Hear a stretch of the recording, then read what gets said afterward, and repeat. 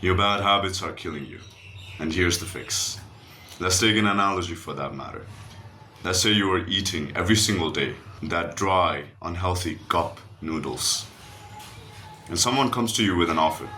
He says, from now on you will get to eat every single day full plate of shahi paneer, dal, pudding, all sorts of sweets, rasgullas, and other healthy luxury dishes. But on one condition. You will have to stop eating that dry cup noodles. What would you do? Now, if you're in your right mind, if you're sane, then you would obviously choose the second option, which is clearly healthy and more tasty as well.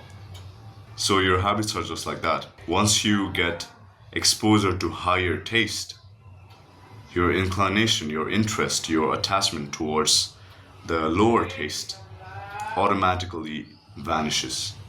In other words, once you get the fulfillment from a good habit, which is clearly a higher taste, your attachment, your interest towards the fulfillment you get from the bad habit, it automatically decreases, it automatically vanishes. Because you have the intelligence, no matter who you are, whether you are chronically stuck in a bad habit loop or you're finding it difficult to introduce good habits into your life, you have the intelligence to actually determine, okay, this is good, this is bad, but I cannot actually leave the bad habit. That's the problem. So in order to leave the bad habit, you need to introduce artificially the fulfillment that you get from good habits in the form of a reward. Meaning, every single time you do a good habit, you reward yourself with something, probably a sweet, probably a good time with your family, probably some entertainment. And every time you do bad habit, you introduce a punishment to gradually lower your interest in that lower taste. Now, our mind is a cheater. Once you start doing the good habits, once you start living the kind of lifestyle that you always dreamed of, that you know will get you on the right path, your mind starts introducing all these messed up things. No, you don't deserve it. You've done so much things in the past. You've done so much of bad things. Now you cannot get out of that cycle. You're trapped. You need to stay like this forever. You need to do the bad habits. You need those bad habits to live your life. You cannot leave those friends of yours that are indulging in bad habits, that don't serve your goals, that don't support you on your dream lifestyle. Your mind cheats you in all kinds of ways. And controlling your mind is very, very difficult. It all starts in your mind, the good habits, the bad habits, the start of that. But controlling your mind is very difficult. However, it's not impossible. And Krishna says it in the Bhagavad Gita, chapter 6, verse 35. Shri Bhagavan Vacha Asamshayam Mahabaho Manodu Nigraham Chalam Avyasena tu Kaunteya Vairagena Chagrihiyate. So Krishna says it in the Bhagavad Gita that, O mighty armed son of Kunti, it is undoubtedly very difficult to curb the restless mind. The mind is very restless. But it is possible by suitable practice and by detachment. So Krishna makes it clear that it is possible, controlling your mind is possible with suitable practice and by detachment. Now, of course, you cannot just simply leave everything and go to jungle and just start like meditating and stuff. It's detaching from your family, from every one of your associates, every one of your bad habits. That is not the way. So how can you slowly introduce detachment and suitable practice into your life to control your mind so that you can get rid of the bad habits. Well, here's a simple trick to control your mind. Shift your identity to become that person who is free of all those bad habits. Like, for example, if you have a bad habit of smoking, then who is free from the bad habit of smoking? A non-smoker. So shift your identity to become that non-smoker.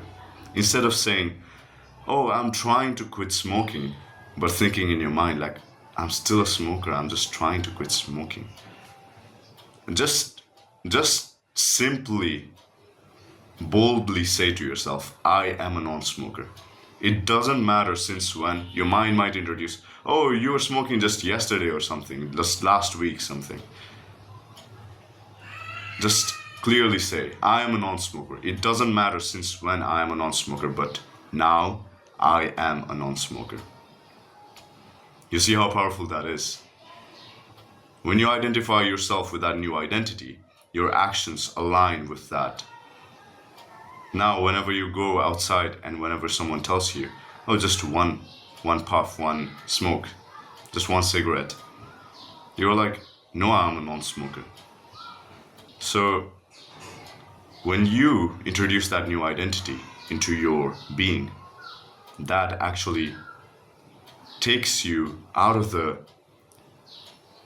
toxic cycle of falling into that bad habit again and again. Of course, you might relapse in the first phases, but you will get that burning sensation of guilt, of regret, which will serve as punishment for your bad habit.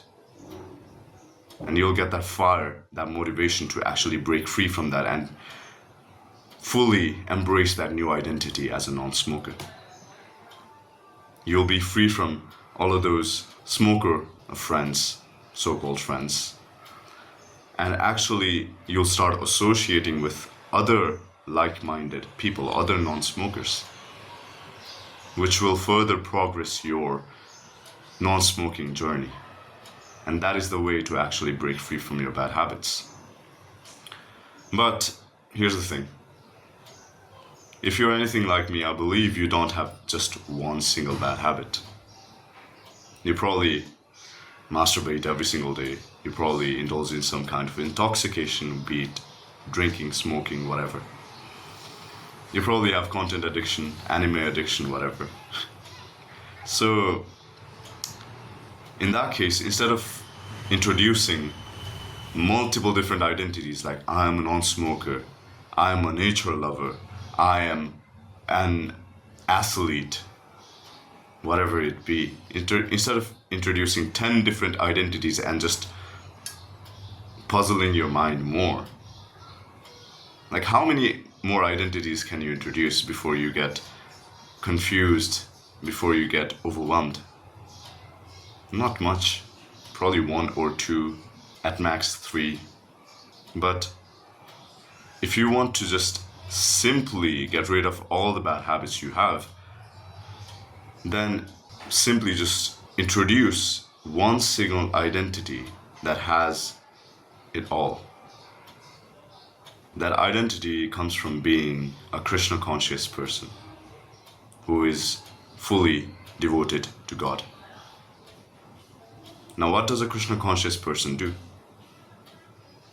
He follows the 4 regulated principles, which include no intoxication and no illicit sex.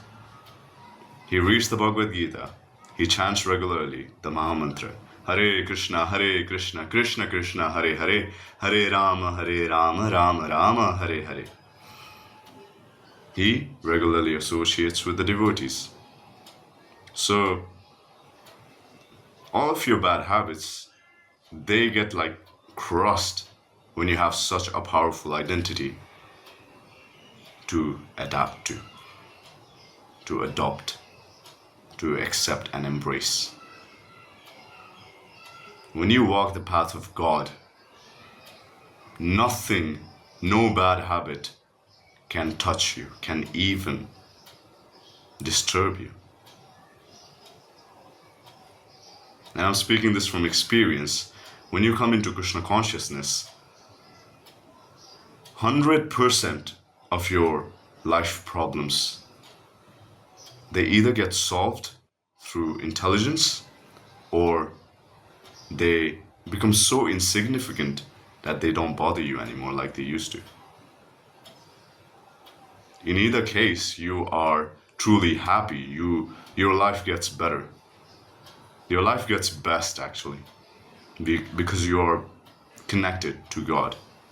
You're connected to the devotees who serve the God, serve the Lord, who serve Krishna. So that is the thing that truly fixes your life, your bad habits, every single problem you have in your life. So if you want to actually solve all of your bad habits at once, take to Krishna consciousness and actually take action towards it. Like, genuinely, sincerely serve Krishna, genuinely chant the Hare Krishna Mahamantra, genuinely just do the things of what a Krishna conscious person might do, and your life will be successful. I promise you that. So the takeaway to actually fix your bad habits is, first of all, identity. Shift your identity to become the person that is free from all of the bad habits. Second is action, taking action to become and fit into that new identity. Third, association. Identity, action, association. Once you take to a certain identity, you take action towards it. You take like firm action, not just some playful things. No, you embrace that identity and build upon it. You build your character, you shape your character in such a way that you become that new identity. And after taking action, of course, you get introduced to that association, to like-minded people.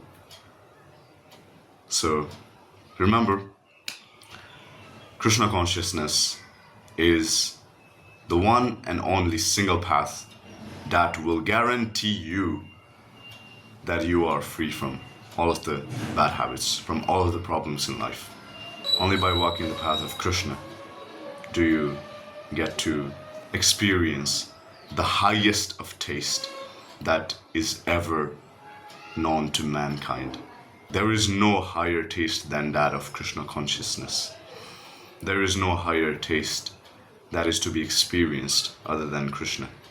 That's it for the video. And if you're interested in optimizing your lifestyle to reach your full potential, then you can check out the course, the Lifestyle Architecture course.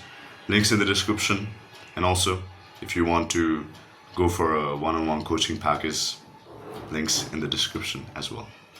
Good luck and never give up. Hare Krishna. Srila Prabhupada ki Jai.